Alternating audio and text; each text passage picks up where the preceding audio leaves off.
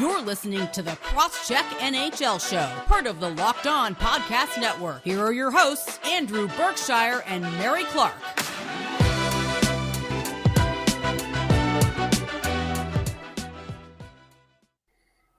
Welcome to the Cross-Check NHL Show. I'm Andrew Berkshire. I'm joined by my lovely co-host, Mary Clarke from For the Win. I am, of course, from the Game Over Montreal show on SDPN and other areas where you can find me.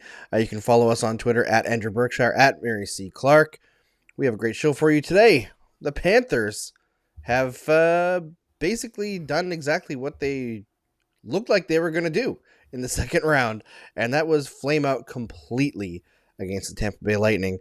We've also got the Binnington versus Nazem Kadri situation, including incredible amounts of racism directed at Nazem Kadri that we're going to talk about, and a check-in on the rest of the playoffs before we get to our pop culture segment, where we are very clearly going to be talking about the new Thor Love and Thunder trailer, because it was absolutely insane. But before we get to that, Mary, how was your weekend? My weekend was good. It was super hot here. So, spent a lot of the weekend shut inside in the air conditioning. But thankfully today it is much cooler. I have the windows open. I still have the fans going and all that. But yeah, it was a, bit of a heat wave, like above like the 90s here. So super hot, super hot. But everything is good. I'm looking forward to. I have a friend's wedding coming up this weekend. Thankfully, it will not be as hot. But yeah, got to hang out with my friends. Just, had a relaxing weekend, basically, as best you can in the heat anyway. So. Yeah, we actually had a wedding this weekend. We were up in a little resort town in Quebec. It was a fun time, although Miles was not that fun to hang around with this weekend. He was just extremely difficult. But Dylan was the life of the party. He was he had so much fun at the wedding. It was really fun. But yeah, the heat was intense this weekend, and I made the mistake of wearing a suit jacket. So Ooh. I don't know if you can see this on the camera, Mary, but I just thought I'd show you the situation that was me after wearing the suit jacket for a little while. Oh, God. So it was an outdoor wedding. It was very intense. That was like last year. I had my best friend's wedding was last year. Basically, it would have been last weekend last year, right before Memorial Day, and it was hot. It was basically what it was like this past weekend for that wedding last year, so I completely understand. It was, oh boy, weddings outside in the heat are tough. They really are. You want nice weather, but you don't want super hot weather that people just don't want to do anything because it's too hot. But thankfully, it ended up cooling down in the evening, so it was fine. But God, I sympathize so much with you, Andrew. That sucks. Yeah, it was. At least you had a good time. Yeah, it was fun. Chasing around a 2-year-old for a few hours, and then he went to sleep, and that got funner after that. But yeah, it was a good time. Very, very hot. The reception at least was inside, so that was a little bit of air conditioning, and then we had the big storm up here. I don't know if you guys got hit by that. But, we got hit by a storm too. So. Yeah, it seemed to hit Ontario worse than Quebec, so thankfully no major damage here. But lots of people that I know in Ontario just had their trees ripped out of their front yard, stuff like that. So really intense situation there. But yeah, fun wedding. Second hottest wedding I've ever been to. The hottest was actually my own. Because we got married in Mexico in July. Jeez, wow. Yeah. Why Mexico though? I know we're distracting from the hockey, but this is important, in background information I need to know. Why Mexico? Because we like going to Mexico, and we really love the Mayan Riviera, and we knew that if we went and did a destination wedding that we wouldn't have the 300 people in Kishanda's Italian family joining us. Tactical wedding. Yes, so we could not afford that, so we ended up, I think it was in total 37 people, which is a lot for a destination wedding, but it was really fun. No regrets. We got to stay down there for 2 weeks. We had a honeymoon essentially right at the same time as our wedding, and a bunch of our friends were there. We would start day drinking at 7 in the mornings. It was an all-inclusive. It was one of the greatest weeks or couple of weeks of my life. So that was no regrets whatsoever on that. But the day of was extraordinarily hot. It was for the Americans, it was 110. Oh, yeah. Maybe hotter than that. That's a toasty. That is definitely toasty. Yeah, But all props to you for that. But hey, you had a good time, so that's what matters. it was. Yeah, it was a great time. All right, so to the hockey. Obviously we got to start with the Florida Panthers. We talked about it before when we were previewing this series, where I thought the Florida Panthers were going to wake up a little bit. I was not impressed with them at all in the first round. The fact that they didn't really take it to the Washington Capitals at any point probably should have been a bigger warning sign. I should have, caught on to that a little bit quicker. But I didn't think the Lightning were very good either. And again, in this series, I don't think the Lightning necessarily played amazing. I think Vasilevsky did. Mm-hmm. But the Florida Panthers, this is one of the biggest chokes that I've ever seen. Mm-hmm. They were terrible. Yeah. Like, I think there's a lot of questions going into next season about what they think they're doing. And, I feel bad for Claude Giroux because this is the one team that he picked. He picked poorly, let's be honest. But I mean, it is the Philadelphia Flyers way, may I just say. It is definitely the Philadelphia true. Flyers way. Yeah, I mean, I'll touch on Claude Giroux because there's been a subsection of Flyers fans that I've seen that have, been, upset with Giroux for screwing the Flyers over for, basically being like Florida or bust, and then, screwing them out of a better trade deal, basically. And the team he went to lost in the second round, and they didn't really look at all very good. And, he could have gone to Colorado or whatever, but like, he's not on the team anymore, guys. Like, I don't know. I see the Flyers' problems more with their management style and, like, the people in the front office, what players they want to build around. If the Flyers got a better trade coaches package, they want to hire. Yeah, what coaches they want to hire, because, apparently sources are saying the Flyers are looking into John Tortorella, when Barry Trotz is right there.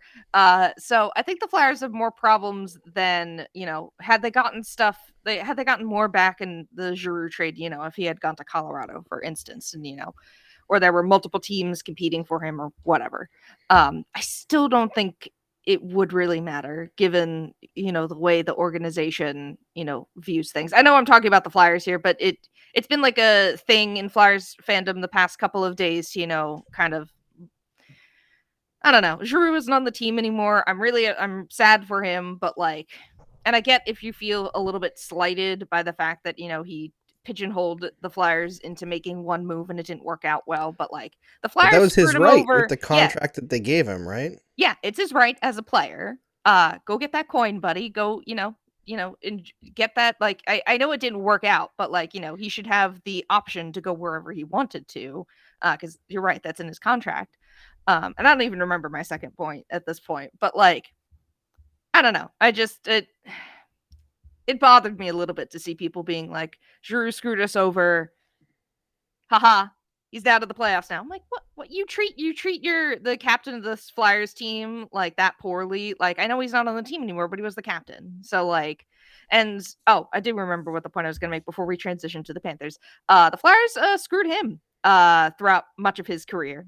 He didn't have a lot to work with, and that was all on the Flyers management for, not giving him a whole lot of players to work with. And it shows, and he tried to drag the Flyers on his back for years, and he just couldn't do it. And, there are other problems with this Panthers team, but like, I don't know. I don't berate Giroux or whatever for, leaving the Flyers and picking the one team he wanted to go to and therefore screwing them out of a better, return or whatever. And sure, in hindsight, he probably would have gone to Colorado, but, given the way Florida looked in the regular season, like, I don't know. Like, I can see where he was coming from here. The Panthers had the best offense in the NHL. And, I think we might dissect a little bit of that, and maybe if it was, kind of a little bit fraudulent. But, like, I can see it. I can see why he wanted to go there. Like, that type of offense shouldn't dry up in the way that it did in the playoffs. And scoring 3 goals in 4 games against the back-to-back Stanley Cup champions isn't going to cut it, is absolutely just incredibly disappointing. I know Vasilevsky had a huge part in, the way that the series went, but the Panthers just didn't look lethal at all at really any point in the series outside of maybe there were 1 or 2 games against the Capitals where they had to come back and eventually won those games or whatever and shifted the tides in that But first again, round they had to series. come back. Yeah, exactly. But like Right? they still at least possessed a little bit of that lethality that we saw in the regular season, because that's kind of how they made their bread and butter in the regular season. They manufactured a lot of comebacks or whatever, just based on they could score at will, essentially. Like if their goaltending got them in trouble, they could score out of it. But they did not look like that at all. It was like 2 different teams, in like one in the regular season and one in the playoffs. And you could chalk it up to the President's Trophy curse, because people believe in that type of stuff. And I know hockey is a big gamble in the playoffs, a big roll of the dice. It's hard to win in this league. I mean, look at the Lightning, who you're giving everything they've got and are still in the playoffs. And that's been a wild story. But like, I don't know. This is so disappointing from the Panthers. It really is. We hype them all up to have the best offense in the NHL, and they score, I don't know, like One very, power very play few. goal. One power play goal, and how many attempts? 30, Andrew, was it 30? 31 opportunities. Oh, Like, it's so disappointing. Like, the Panthers deserve to be dunked on to yeah, endless degrees because exactly. they flat out didn't show up. And we Mhm. can talk about, getting bad luck and short sample size, whatever. They didn't play very well. Like, it's obvious from watching them. And I wonder if that's a team that just, the expectations are set so low that they won the President's Trophy and they were like, we did it. Like, I don't like judging body language and stuff like that, but I looked at some of the post-game interviews from getting swept, and frankly, let's be honest, they got embarrassed. Yeah, 3 goals in 4 games. There's getting swept, and there's getting swept. yeah, And they got destroyed by a Lightning team with no Braden Point, yeah. that struggled at times against the Toronto Maple Leafs, which, Mhm. credit to the Maple Leafs, they played well, but again, I don't think the Maple Leafs are some juggernaut team. Obviously, they haven't made it out of the first round. And they've got flaws. I mean, every team has flaws, really. Like even the Yeah, Panthers, every team can be exploited. we thought their biggest flaw coming into these playoffs was their goaltending. And somehow Sergei Bobrovsky was probably their best player at certain points in this playoffs.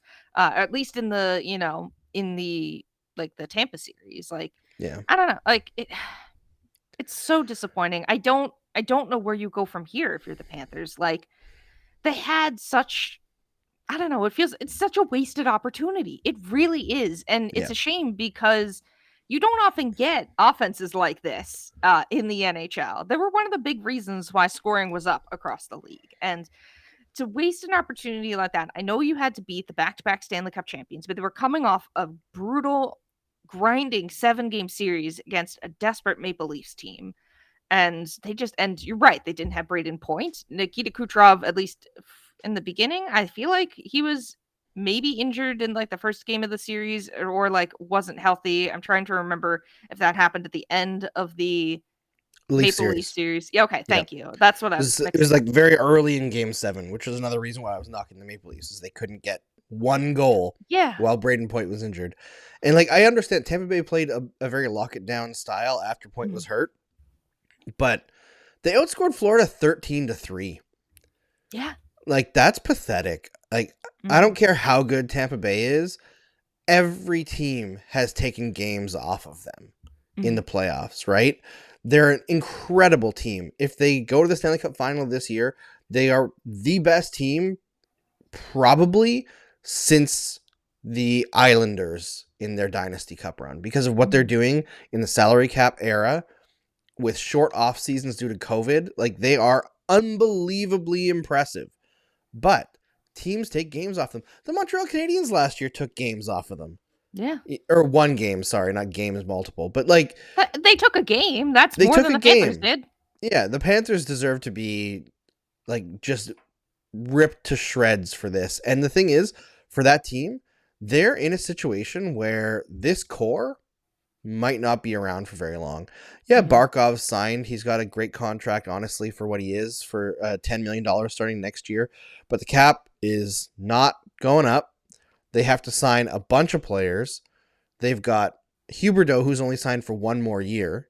He's going to get a big raise after setting the all-time assist record for left wingers. Ekblad's got a few more years, but Mackenzie Weegar's only got 1 year at 3.25, and then after that he's a UFA.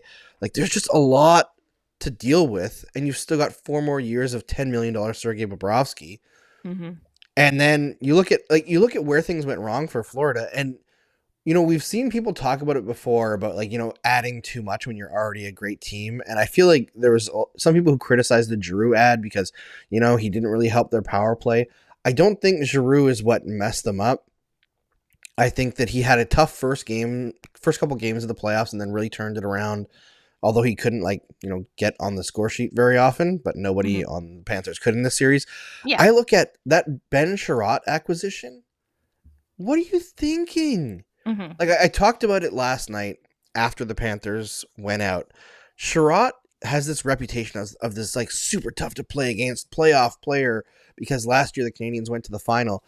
Over the last 3 years of defensemen who've played 300 or more minutes in the playoffs, he's literally the worst one. Nobody has been on the ice for a worse differential in terms of combining goals and expected goals against relative to when they're off the ice for their team. Sherratt just absolutely tanks his team. And that was the same thing that happened this year. Last year in the playoffs, in the final, Sherratt was destroyed, taken apart methodically, consistently by the Lightning. Same thing happened in this series. Why are you acquiring that guy and moving him up and taking a guy like Gudas, who brings a lot of the same qualities but has better on-ice results, and moving him down? It's like, that's not the one thing that caused them to lose this series. But when you do things like that, it's a domino effect. And I'm not impressed with the way that Florida handled these playoffs whatsoever. Obviously, they have a good enough roster that they should run it back next year and try again. But I could see things falling apart for them relatively quickly. Yeah, and speaking of defensemen, Mackenzie Weegar had a terrible series. It felt like just a terrible playoffs in general. Didn't he have that really awful? He had an awful penalty or whatever. I don't know. I heard his name a whole lot in places where you shouldn't hear defensemen. Being out of position. Oh, it was the goal, the last second goal or whatever. In what was it, game 3? Yeah, game 3 when it could have been a tied game going into overtime, and the Panthers surrender that last goal, and Weegar was, I believe, on the ice and possibly missed that assignment to pick up Ross Colton right in front, and just I don't know, like I said, I had heard his name too often, on social media or on the broadcast in places where you shouldn't hear defensemen's names. And obviously I'm not trying to single somebody out, but he was a really big strength for this Panthers team. And, I don't know. I don't know if it was just I don't know what it was in the playoffs, but he just definitely did not look like the player that, Panthers fans, were used to. And I believe this was also the only time this season the Panthers were shut out in a game. In game 4 was the only time they were shut out ever in the regular season or the playoffs. So, yeah, I know that, I think I said it on Twitter that Panthers deserved a kinder fate in that game, but not the series, because they were really taking it to Tampa Bay. It was their best effort in terms of, shot totals. They were putting it, they were giving their all. They didn't at least, I don't want to say lie down and die, because, I don't think they rolled over specifically in game 4. I think, by the metrics, they probably should have won that game with the amount of, shots and stuff and attempts that they put on Vasilevsky, but he was incredible in that game. And I think they deserved a better fate in that game, but in the series, they absolutely deserve to lose it, just because of the way they played all playoffs. And, one game where, your fate should have been flipped shouldn't absolve you of a really terrible playoff showing, but it's just disappointing, and they probably should run it back as best they can. I think, I don't know what, their head coach was, it Brunette. Yep, Andrew Brunette. Yeah. Who's a rookie coach, and I think he talked after the game about he learned a lot. I hope so. Yeah. I will say though, as much as the Panthers dominated shot attempts in that game, they had 63 shot attempts at 5-on-5 in game 4, 5 high danger scoring chances. The Lightning had 38 shot attempts and 9 high danger scoring chances. Mm. So Vasilevsky was great, sure, but the Florida Panthers were not penetrating. They were not getting to the dangerous areas and challenging him and forcing him to make great saves. So once again, it's one of those situations where, yeah, Vasilevsky is fantastic, but in those, like, he gets this reputation for just absolutely being unbeatable in these clinching games. But a lot of that has to do with the Lightning as well. Yeah. We got to give them their flowers. Mhm. They are Yeah. able to play fantastic shutdown hockey. And now that they have a rest, that Brady Point will probably be back in the next series, like, the Lightning have gone from a team that I thought definitely would have been out this round and probably should have been out against the Leafs to I wouldn't be surprised if they win the cup again now, because they're starting to get that mojo back. And it's so annoying. Tampa Bay Magic is something different. Like, I don't hate the Lightning as much as other people. I think a lot of it comes from, I think that their team they're the Golden State Warriors, right? Where like nobody really hated them before, but then they've won too much and you're like, okay, enough. They're a smartly constructed team. I think like they should be, you know, the gold standard for other teams to try and emulate in this league. Yes. Cap shenanigans and all, and people rag on them because of things like the cap shenanigans, and also they win a whole ton. But I'm like, you know, I'd rather have a league full of Tampa Bay Lightnings in terms of, you know, the style of hockey that they have, the players that they have, the cunning and, you know, brilliance to, you know, have, like, you know, do salary cap shenanigans when, you know, 9 out of 10 NHL teams won't do that type of stuff. I'd rather have a league full of Tampa Bay Lightnings than a league full of, I don't know, Philadelphia Flyers, who just, you know, think they're very old school in their hockey mentality. Tampa Bay is like at least pushing the league forward. Also, like, I don't know, like, I've always enjoyed, you know, like Steven Stamkos and stuff like that. Like, I've always been like a fan of his, just, you know, from the days that like he was like being like getting injured all the time, and it was like really unfortunate stuff. And like, I don't know, I have a little bit of a soft spot for the Lightning, but a lot of that comes from, I guess respect, really, because they play hockey in a way that I think other teams should try and emulate. And, you know, maybe if they win a third cup, NHL teams would be like, maybe this seems to be working. Maybe we should try and, you know, replicate this instead of, I don't know, trying to do what the Flyers do and, you know, picking up random old guys and whatever. So I think that's where I stand with the Lightning, but I think they're probably going to be favored in, you know, the Eastern Conference Final against either Carolina or New York. And yeah, their path to a third Stanley Cup in a row is looking pretty clean. But of course they've got to get there. They still have to win 8 more games, and it's tough, as we all know. It is tough to win in hockey, but the Lightning just have some sort of magic going with them. They absolutely do. And if you're a bettor, I mean, being able to bet on the Lightning twice in a row and have odds in your favor, you know, they were not the favorite the first 2 series. That's incredible. The Tampa Bay Lightning not being the favorite. But we'll wrap it up there. Coming up next, we're going to talk about Jordan Binnington and Nazem Kadri and the whole situation that's gone on there. But first, I got to tell you about Built Bar. I love brownies, but you know what I love more? Brownie batter. Sometimes I eat half the batter just while I'm making the brownies. Imagine if you could lick that brownie spatula and get some protein in. You're in luck, because Built has a new creation, and this one is better than ever. The Brownie Batter Puff. You heard me right. The puff takes protein bars to a whole new level, and they're available right now on Built.com. Have you tried the Built Puffs yet? I'm not sure what you're waiting for. Puffs are chocolate-covered marshmallow protein bar. That's right, delicious flavored marshmallow covered in 100% real chocolate with 140 calories, 17 grams of protein, and only 7 grams of sugar. Brownie Batter Puffs are the perfect pick for me. For me every day. All Built Puffs are covered in 100% real chocolate. That means that with Built, you can eat healthy and actually enjoy doing it. And they're made with collagen protein, which your body absorbs more efficiently and provides tons of health benefits.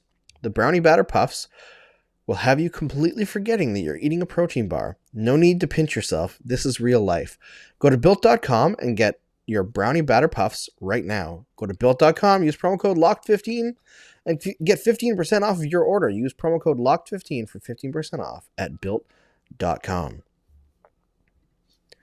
Thank you for making the Cross-Check NHL Show your first listen every Tuesday and Friday. Check out the Locked On Now podcast for your next listen. Nightly recaps from every NHL team with analysis from our local experts. It's free and available wherever you get your podcasts. All right, so a little bit more controversy than the just embarrassment that was the Panthers. Nazem Kadri, I think purely accidentally, hits Jordan Binnington. It seems to me like it was more the St. Louis Blues defenseman, I believe it was Rosen, who caused that collision than Nazem Kadri. Jordan Binnington's out for the series, and after the game, Binnington whips a water bottle at Kadri, and that becomes a big thing as well. And then Kadri is subjected to racist abuse online between the two games, to which he answers with drawing multiple penalties and scoring a hat trick as the Avalanche defeat the St. Louis Blues and put them on the brink of elimination. I'm so impressed with Nazem Kadri in this situation. I think that's like my biggest takeaway. But also Jordan Binnington, I'm really done with that guy. Like, I know he's a hothead and everything, and you know, it can be a little bit unfair to look at things that somebody said 10 years ago or 7 years ago, but he has a history of saying things that are at the very least tangentially racist about specifically Arab and Muslim people. And if Gabe Landeskog ran Jordan Binnington and he was hurt, I'm not convinced that Binnington throws a water bottle at him. You know what I mean? Like, I don't think that act in and of itself was, I'm a racist, so I'm going to throw a water bottle at Nazem Kadri. But it's one of those situations where, because Nazem Kadri is who he is, it makes it excusable for me to do this thing that is completely over the line in terms of the bounds of professionalism in this sport. Like, off-ice behavior like that, to me, should be an automatic suspension. Yeah, I mean, Jordan Binnington is a big loser. He's a child. I don't care if Blues fans come after me and ratio me. The evidence is there. If the evidence is there that Nazem Kadri has a history of making dirty plays, then, you know, you can turn around and say Jordan Binnington has a history of being a big loser and a child who throws tantrums on the ice. I don't think Kadri's hit here was dirty. It's, you know, he's garnered a reputation, you know, earned or not, because there is the whole racism aspect clouding this whole thing. But he's also clearly made dirty and reckless plays in the past. But this is not one of them. And you're right. I'm very impressed with how he has handled this, you know, situation. You know, he's being the bigger person, which is hard to do in some instances, but he let his play do the talking. He absolutely let his play do the talking in game 4. And, you know, I have incredible respect for him. Like, I mean, I always respected him in general because a lot of the stuff that he has gone through, obviously when he makes bad plays on the ice, he puts himself in a situation, but, you know, there's a lot of racism involved in, you know, you know, if you look at what Tom Wilson does and what Nazem Kadri does, you know, it feels like, you know, Tom Wilson gets off a little bit lighter. I don't know. I it's hard because, you know, of all that stuff, but I have incredible respect for Nazem Kadri. 100%. He's an absolute legend here, and has just done a really good job of navigating this whole thing with the, you know, incredible grace, and just like I said, let his play do the talking. And that's what really shown here in game 4, you know, with the hat trick, with, you know, the celebrations and stuff like that. I mean, absolutely good on him. Just awesome stuff. Like I said, I'm a huge fan of Nazem Kadri now. Just what an absolute guy. I hope that we can continue to call out, you know, racism and stuff like that. And you know, he's been getting death threats, and that absolutely sucks. Do not do that. But I hope we can continue to call out racism here, you know, not just against him, but overall in the NHL and overall in the world. But I keep coming back to the fact that Jordan Binnington is a child, and so are the Blues. I mean, the way that they reacted in game 4 was just a bunch of children playing hockey on the ice. Yep. You know, but and it starts from up top, frankly. Yeah. When Craig Berube was asked about the racist attacks on Nazem Kadri, he elected to go with no comment. Nobody needed Craig Berube to stand up and be like, I will shield Nazem Kadri from racism. They just needed him to say, that's not acceptable. Yeah, exactly. It's the lowest possible bar for anyone in a professional setting. But hey, it turns out that the guy who called a black player a monkey isn't that bothered by Nazem Kadri being called racist things. Mm-hmm. Like, are we really serious about this? Like, the St. Louis Blues, and then listen, I really like David Perron as a player. I've liked him for a very long time. I think he's a very intelligent player. He's one player that I know for a fact is very dedicated to improving their game every single year, every single week. He is an incredibly diligent hockey player, very smart man, but he lost it in Game 4. He lost the plot, and he very nearly pulled a Dale Hunter on Pierre Turgeon, hit on Kadri after a goal, and it would have been a black mark on his entire career. A career that, by the way, has lasted way longer than most players of his talent level. He's very, very effective. He scored 2 goals in that game. He was the Blues' best player. And all people are going to talk about is the fact that if Kadri didn't have his head up, David Perron might not play another hockey game in the National Hockey League. That's how bad that hit would have been. Yeah, it was really bad. I don't remember. Was it the hat trick goal or the second goal? I don't remember. Second goal. Okay, the second goal. Thank you.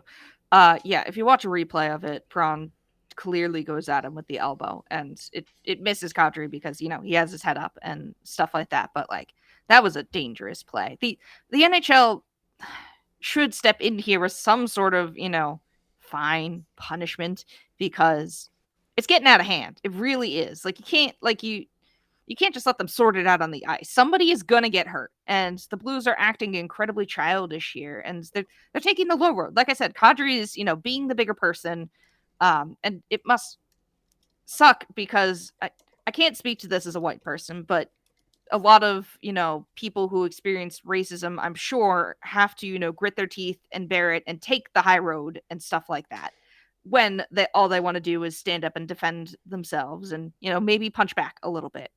But I hope that the NHL does something here because this is it's turned into a complete farce in some respects. And Kadri shouldn't have had to go through the things he has gone through here between the death threats, the water bottle toss, which the NHL isn't going to do, isn't going to punish for, the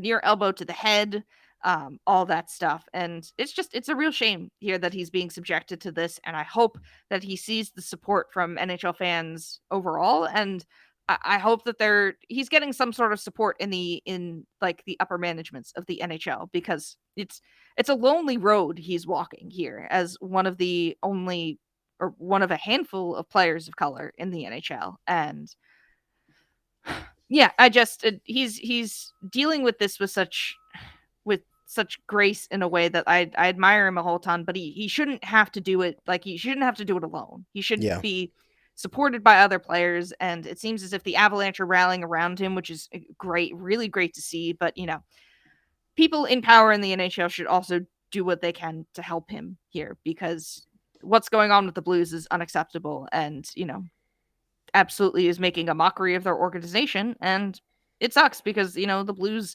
had a really good story with them winning the Stanley Cup a handful of seasons ago and whatnot. And it just, I don't know, it seems as if they've, thrown it all away to act like children and whatnot. And, it starts at the top with Craig Berube, but, Binnington, we've seen what he's done. We've seen what he's done in the past. We've talked about it before on the show. He just, I don't know, he has temper tantrums on the ice. And I get it, but you are also a 28-year-old. I am 28 years old and I have more composure than this man. And he plays professional hockey at the highest level in the world. Making millions of dollars.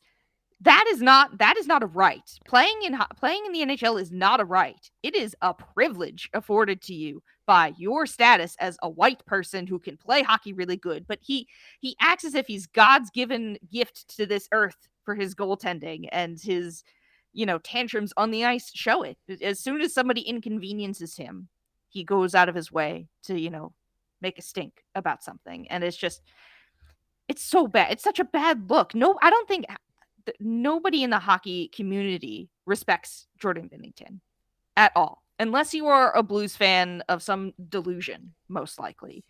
But like, no one respects him. All the respect here is towards Nazem Kadri and what he has done, and his hat trick and the goals he has scored in these playoffs are probably a big reason why the Colorado Avalanche are going to get through the second round, because they have the Blues on the ropes here, and the series is swinging back to Colorado. And I'm incredibly disappointed in this Blues team overall with the way that they've acted, and incredibly proud.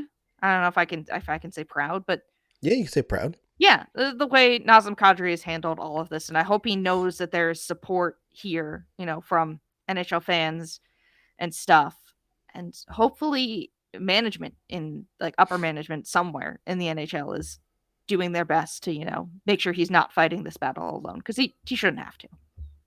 Yeah, and Nazem Kadri said after the game, it is heartbreaking. This is something that's very familiar to anyone who's talked to a person of color, honestly, this quote. Him talking about the racist abuse that he suffered, which, by the way, if you know Mikey Stevens from the Hockey News, he posted some screenshots that Nazem Kadri's wife shared on Instagram. Yeah, they're bad. Some of the racist abuse. Oh, it's really bad. Really awful. I didn't want to retweet it because it's so bad, but you can find it on Twitter. It's really Mikey Stevens 81 on Twitter. Nazem Kadri says, "It's a big deal. I try to act like it's not." I think that's a very common thing for people of color, especially in the NHL, where talking about it gets you more criticism than the actual people doing it. I know that that's definitely the attitude that, watching the Subans, that family, they've definitely tried to just pretend things weren't happening and go about it and like things roll off their back. But as much as someone can act like that at the front facing, it can't not affect you at all. And I kind of loved when Kadri said after the game that his performance in that game was for those people. Yeah. Shoving it in their faces must feel that is good. Yeah. I mean, it really does. Revenge is a dish best served ice cold, and whatnot. Yeah, ice cold on a sword. Yeah. Like he ethered them in that game. So amazing reaction from Nazem Kadri. And by the way, incredibly disciplined reaction from Nazem Kadri, who was getting run all game long and did not react outside of scoring goals.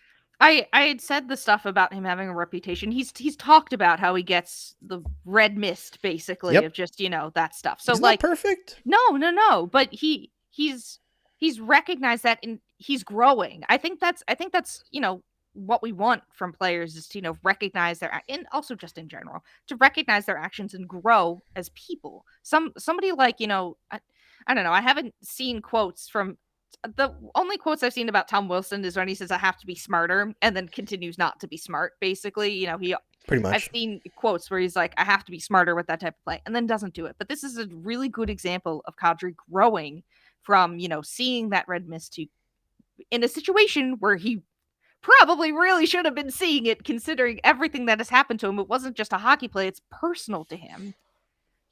He steps back and, lets his on-ice performance show. And like I said, I really respect him, and I hope he gets the support, from, his teammates and other people in the NHL, because like I said, you shouldn't have to go through it alone, but just what a performance. Absolutely one of the best things, not the racism part, but like this part of the story has been one of the more uplifting parts of this playoffs, and it shouldn't have had to happen. Absolutely. So. Yeah. All right, we'll wrap it there, because I feel like we could talk about this for 5 hours, but no one wants to listen to that podcast, or at least not in one sitting. But we're going to talk about the rest of the playoffs, just a little quick check-in. We'll do a really quick segment next, and then go to our pop culture segment. Got to talk about the Battle of Alberta. It's crazy that that's not the main storyline anymore, right? Yeah. But before that, we got to tell you about Bet Online. Our partners at BetOnline continue to be the #1 source for all your betting needs and sports info. Find all the latest odds, news, and sports developments, including this year's basketball playoffs, Major League Baseball scores, fights, and even next season's NFL futures. BetOnline is your continued source for all sport wagering information, live betting to playoffs, esports, and more. Head to the website today and use your mobile device to learn more about the trends and action. Bet online, where the game starts. All right, so the Battle of Alberta has flipped completely. I thought after the first game that we were going to see the Calgary Flames dominate play and Jacob Markstrom return to form, and I was like, oh man, the Oilers are really in trouble. And turns out Jacob Markstrom was like, nope. Yeah, Jacob Berkshire was pulling a Mike Smith, and Yeah. you don't ever want to go full Mike Smith at his worst, and that's what Jacob Berkshire is doing here. 100%. And the Oilers have stepped on the gas pedal, and this is something that I was wondering about with this series. That like I still expect the Flames to win because I think overall they are a better team, but the Oilers under Jay Woodcroft, I think people are sleeping on them a little bit. Because if you look at their underlying numbers post coaching change, and I know part of it is boosted by Mike Smith going on a crazy run at the end of the year, but even their like expected goals, all that stuff, they were really, really damn good. Like a top, I don't think they were quite top 5, but they were easily a top 10 team in the league. Mm-hmm. They have that and Connor McDavid, who is putting on a friggin' show, Mary. Oh, yeah. Like, I know we got to talk a tiny bit about Rangers and Hurricanes, but I kind of don't really want to because that series has been boring me to tears. Yeah. But, man, Connor McDavid is on pace to, in the next 6 games, if he maintains this pace, put up the highest point total in a single playoff year since Wayne Gretzky in 1993. Oh, boy. Like, that would take him into the 3rd round only, like the first couple games. Mm-hmm. That's nuts. Yeah. Yeah. I mean, did you see that the passes he made to Evander Kane for those goals? Like, just yep. Just ludicrous. Yeah, absolutely incredible. Connor McDavid is once again doing it all, and he's not being let down by his goaltending. And that was like a big thing, for the Oilers in the past, or the fact that, they just they didn't have a lot of support around McDavid in the past. And, now it seems as this team is finally reaching its, final evolution, as it were. Things are all starting to click for them. And, it's disappointing on the Flames side. I hope that, that they're able to, bring it back a little bit. Jacob Markstrom is able to, settle himself a little bit more, because he definitely has not looked like the goalie, that he was in the regular season, or even in that first series against Dallas, where I know, Jake Ottinger, upstaged him, but Markstrom didn't have a terrible series either. He had a really great one. So yeah, people slept on him that series. I mean, he still had I think a .940 save percentage. It's just that Ottinger was like .956. He was able to even though Ottinger was, the one that stole the show, he was able to match him in terms of, like, the Flames won the series. The Flames wouldn't have won the series if it wasn't for, Markstrom being able to match what Ottinger was doing so that they could advance out of that round. So, yeah, it's a little bit disappointing for the Flames. But it's what, 2-1 Edmonton. So there's still, one more game in Edmonton before the series flips back to Calgary. I want the series to go to the full 7. We talked about this before. So, it would be a good time for, Calgary to tie it up heading back home. I hope that the games continue to be awesome, because so far that they have. I mean, nothing has beaten the first game of the series, but, what could? It's really hard to, unless they have, another big blowout of offense on both sides, and no one can, stop anything in net. But yeah, this has been a really fun series, and I hope it goes the distance, because we deserve it as hockey fans, and we deserve to see more games of Connor McDavid doing his thing, and the Flames relentless wave of offense doing their thing. And we really don't have to spend much time on the Rangers and Hurricanes, because they definitely feel like the series with the least amount of drama. The Panthers and Lightning series is over. The Blues and the Avalanche have their whole thing going on right now, their big feud and whatnot. And Oilers Flames is, Battle of Alberta. Hurricanes Rangers is like, yay, it's here. Next round, please. Yeah, basically. And no offense to either of those teams. There's just not a lot happening in that series right now. No, it just hasn't been exciting. Yeah.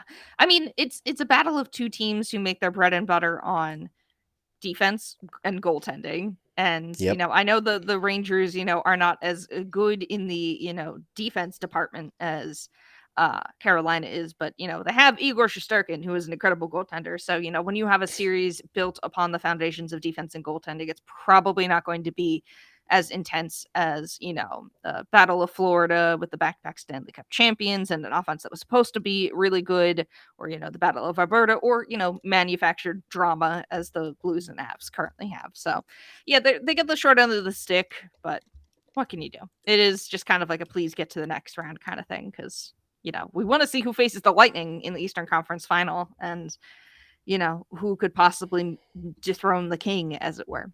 So. Yeah, I mean, I think the Hurricanes are the only team that in the East right now that has a chance of doing that. Yeah. I have a lot of respect for Igor Shesterkin, but man, he would have to match Vasilevsky, who is he'd have to surpass him greatly. Yeah, and I don't think that's. I mean, we saw how he locked down the Panthers series. He's just an unreal goalie. Probably, the best we've seen in. I don't know. He's probably the best modern goalie I've seen with playoff success to match. I know you can say stuff like, Carey Price or Henrik Lundqvist, but Vasilevsky has the playoff stats and the hardware to back it up. So yeah, I mean, Price and Lundqvist have had good playoffs, but Vasilevsky blows. He's just unreal at this point. Yeah, he finds another level. Like when you think he can't, he does, and he's just stone cold in net. Like, yeah, he is. And I think like you could make the argument that Price or Lundqvist on this Lightning team would probably be able to do the same. Sure, but Vasilevsky's the one who gets to he's the one doing it. Yeah, so, he's the one doing it. Yeah, we can't deny his playoff impact, but I think we'll wrap it there because we've gone on pretty long, and in a moment we'll talk about the Thor Love and Thunder trailer, so it's going to be really exciting. But first, we got to tell you about Rock Auto. With the ever-increasing numbers of makes and models, it's now impossible for your local chain auto parts store to stock all the parts that you need. Why endure often pointless or seemingly intimidating questioning and wait while the person behind the counter orders the parts on their computer, choosing only the brand that their warehouse happens to carry? You have computers with access to Rock Auto at home and in your pocket. Save time and money when using Rock Auto. Why choose to spend 30, 50, or even 100% more for the same parts from a chain store or car dealership? Rock Auto is also a family business, serving do-it-yourselfers for over 20 years, so they care about you. They're not some nameless, faceless corporation trying to steal money out of your pockets every which way. Rock Auto prices are reliably low for every customer, and they have everything that you need, from brake parts, tail lamps, motor oil, and even new carpet. Go to rockauto.com right now and see all the parts available for your car or truck. Write Locked On in their How Did You Hear About Us box so that they know that we sent you. Amazing selection, reliably low prices, all the parts that your car will ever need. rockauto.com. All right, so last night, in the middle of playoffs, Marvel decides to drop this incredible Thor Love and Thunder trailer. And my immediate takeaway from this was, this is going to make Ragnarok look tame. Why did they drop the trailer on a random Monday night? What was there anything happening, or was it just I don't know. like, yeah, because it was weird. I had heard from my coworkers that they were dropping one on Monday night. I'm like, but why? And they didn't have an answer for me. So I'm just it's weird that Marvel dropped this in the random on a random Monday in the middle of the playoffs. I mean, there's a lot happening just in general on any given night, but yeah, what a trailer. I mean, you got to see what you wanted, I'm sure, with what is his name? Gore the God Butcher, with Christian Bale. That for me is the big standout here in terms of just like what he adds, because I have no idea. I had no idea about anything of the character. I didn't look him up. He did not look the way I thought he was going to look. And it is really sick. I'm so interested for that character just based on, how he looks and sounds and what he's bringing to the table in that trailer. It's just really great. Like, I'm so stoked for this movie now. I don't know if it was just his inclusion and me being like, I had no idea this guy existed. I mean, I heard about him, but I didn't look up anything about his character. So yeah, I mean, he looks very different than he does in the comics, and I've seen some people be upset about that, but I think the reason is because his comic look is very similar to Ebony Maw in Infinity War, maybe with like a little bit of Voldemort vibes, and they didn't want to invite that. And also, if you're bringing a guy the caliber of Christian Bale in, having his whole face be CG kind of stinks. Yeah, I mean, he looks like you're right. He's got like no nose like Voldemort does, and he's got what's it? It's like Tentacles. like it's like a mind flayer from D&D. So Yeah. very similar vibes. So And he looks like, I love his design in the comics. He looks super cool and menacing. But I'm very interested to see where they go with it for this, because he looks super cool in this trailer, and I think they're going to make him really compelling, because I don't know if you know his story in the comics, and I don't know how much we want to be spoilery here. I know you but they just say call he him goes around killing gods. Yes, and for that's a reason. Okay, I don't like his I don't reason. think I know like when you know his story, you're like, yeah, I get it. a compelling villain. We love a good compelling villain. It's 100%. Yeah, I mean, that's always, the when writing a villain, you have to make them, in a sense, relatable to the audience for them to, understand things. It seems like storytelling 101, and a lot of people seem to miss that part of villains and whatnot. But yeah, I'm intrigued about this character. I mean, overall, in general, the vibes of just the trailer and the cast together, I mean, between, Thor, Jane Foster, and Valkyrie together, just as like a trio, It looks elite. The vibes are immaculate here. Yeah. Absolutely 100% immaculate. So excited for it. Thor being like, knowing to the day when Jane broke it off with him, and her being like, was it 4 years? And he's like, 7 years.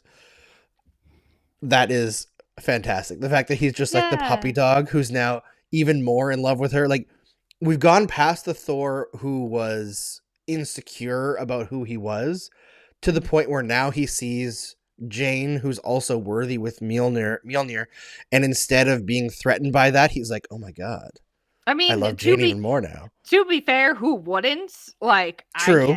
I get the it. vibes of Thor, Jane Foster, and Valkyrie together are very, very strong. Absolutely excited to see a movie of those. Hopefully there's a lot of scenes with just those two making snarky comments all the time, because the scene at the end of the trailer with them making snarky comments, I'm just like, give me so much of that, please. Just, I'm so here for it. Like, I've seen a lot of comments on like internet forums being like, this is bi terrorism. It is. It is.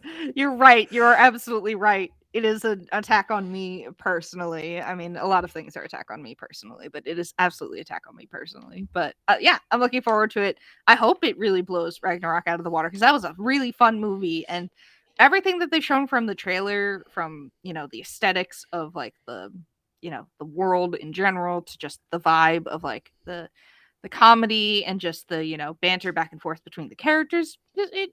Yeah, I'm really looking forward to this. It's going to absolutely be a 100% different tone than Doctor Strange was, but which I'm here for. Like, this feels like a good, fun summer movie. I hope there's like some really awesome fight scenes in it, but this feels like a great summer movie. We're coming off of Doctor Strange, and it's horrors and whatnot, and this should just be a fun romp at the theater, and I'm really looking forward to it. Yeah, this is going to be... I love how much Marvel is leaning into genre, right? And how they're doing different things, because a criticism has been that like their movies feel very similar, and I feel like that's mostly not been that accurate. But the difference between Doctor Strange and this movie are so apparent. Literally, watching them back to back would be such a weird situation. So I'm living for that. I love it. And everything in this trailer is just absolutely wild, from the ridiculous 1970s vintage helmet that Thor has on, to everything involving the trio. And Korg is back in it. Seems to be in a big role. Thor training by like holding down the Guardians ship.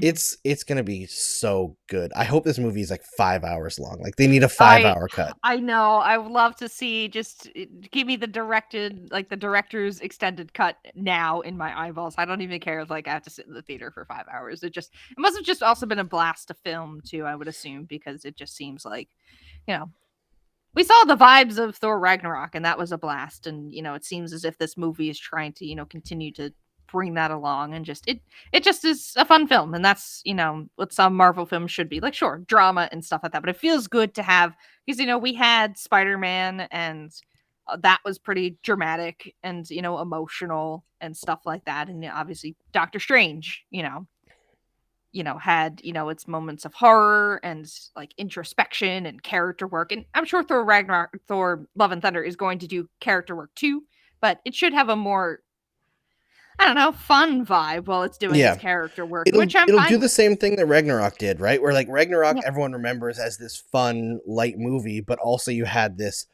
intense development between Thor and Loki and their relationship and their reconciliation. You had the destruction of Asgard, Thor lost a lot in that movie. It set him up to the Infinity War saga where he was like broken, right? Where his bravado was broken. So there's a lot that Taika Waititi can do, and his movies are always hilarious with a through line of sadness. So expect that in this one as well. I'm ready for it. Yeah, it's going to be great. I can't wait for it. Let's just fast forward to July. All right, that's it for us today. Thanks for making the Cross-Check NHL Show your first listen every Tuesday and Friday. Now make your second listen Locked On NHL. From first-round matchups to each Stanley Cup kiss, Locked On NHL offers the playoffs or covers the playoffs like no other. Hear the latest news and opinions from local experts every Monday through Friday. It's free and available wherever you get your podcasts.